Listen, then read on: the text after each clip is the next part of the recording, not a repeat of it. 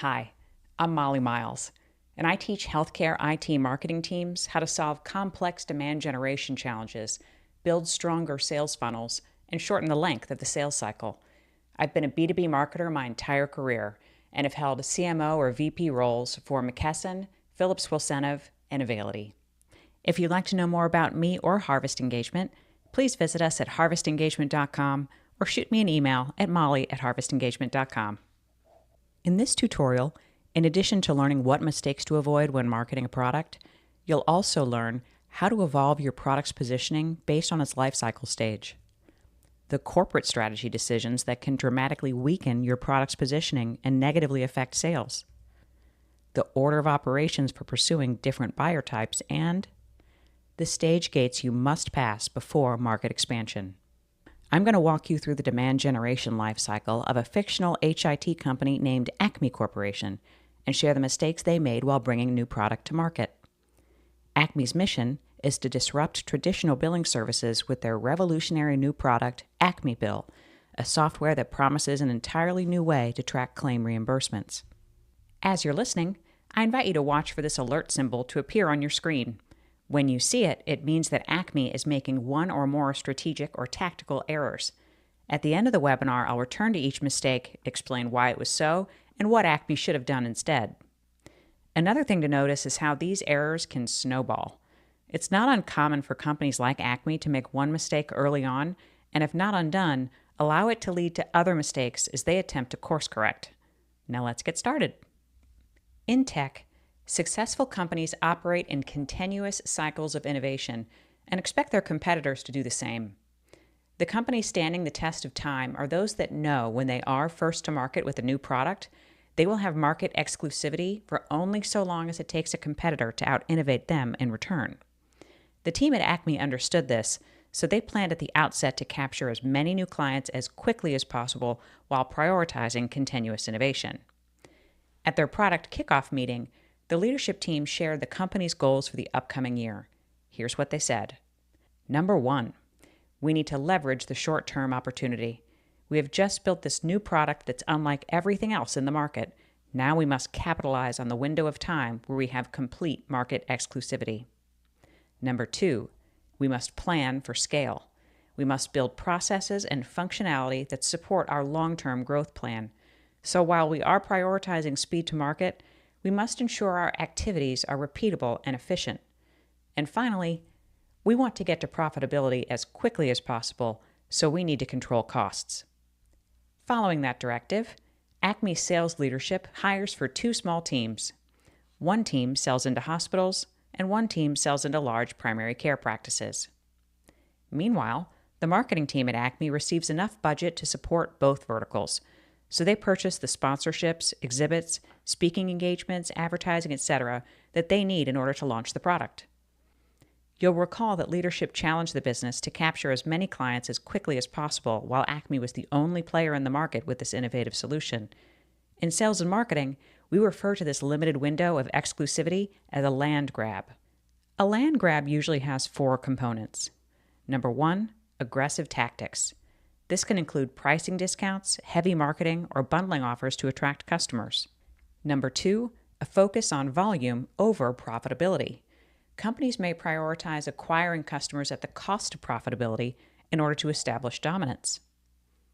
Number 3, the first mover advantage.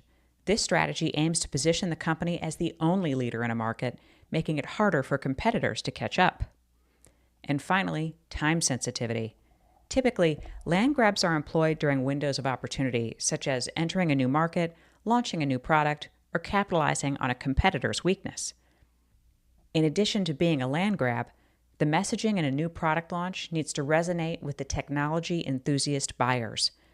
They are the buyers who are eager to purchase any new technology that improves their ability to do business. These buyers are motivated by cutting-edge innovation, groundbreaking new designs, and improved performance, and the messaging needs to reinforce these buyers' sense of being leaders in their own industries. Here are the key messages that Acme builds into the marketing materials. You can listen for the elements of a land grab and for an appeal to the tech enthusiast buyer. Number 1, limited time offer. Sign up by December 31st and enjoy a 20% discount. Number 2, transformative new technology for visionary providers who want to be reimbursed today, not tomorrow. Number 3, breakthrough new technology will change how you're reimbursed by health plans. And number 4, Acme launches exclusive new technology that will change how providers are reimbursed. It's now year-end, and both sales teams meet 100% of their first-year goals. Everyone celebrates, but the celebration is brief. Leadership is wary of emerging and stealth competitors arriving on the scene, so they decide to expand from 2 markets to 4 markets, adding labs and surgery centers to the list. In doing so, they double the number of salespeople in the field and double the marketing budget. In light of how well the positioning worked in year 1 for hospitals and primary care practices, the marketing team keeps the positioning the same. Marketing spreads their costs out evenly across all 4 segments so that each sales team is equally supported. It's now 6 months later, and the legacy sales team members in hospitals and primary care offices are telling a markedly different story than they had 1 year ago. Whereas last year's prospects were interested in the pitch and engaged in the conversation, this year's prospects are skeptical, apprehensive, and pushing back on the narrative that sales is telling. Hospital and primary care sales teams state that the pitch decks that worked so well in year 1 are not resonating with prospects in year 2, and that the cutting-edge technology story they told 12 months ago is backfiring today and scaring prospects away. And finally, there are some prospects who are just refusing to speak further until they can see some case studies or talk to references, but marketing hasn't produced any of these materials yet, so there isn't anything to share. Marketing's response to this is that nothing has changed on their end, so the sales numbers should have been as strong as they were in year 1. As for the case studies and testimonials, marketing states that they can't create a case study or a testimonial without proof points, and the current clients haven't been on the product long enough to generate results they can use to populate these materials. Meanwhile, the new team members selling into labs and surgery centers are on track to meet bookings goals. They're very happy, and they think the product is well positioned, and they don't want anything changed. More of the same continues, and by year end, bookings come in well below target due to a surprising stall in the legacy hospital and primary care markets. Sales and marketing leaders are at odds over who is at fault, with both sides blaming each other. The new sales team is frustrated that the overall sales goal was missed because they met 100% of their target. Feeling disappointed after working long hours with little reward, several high-potential team members leave the company. Finally, everyone is feeling the pressure to right the ship moving into the next year. In an effort to get sales for the new product back on track, Acme's leadership sets new priorities for the entire organization,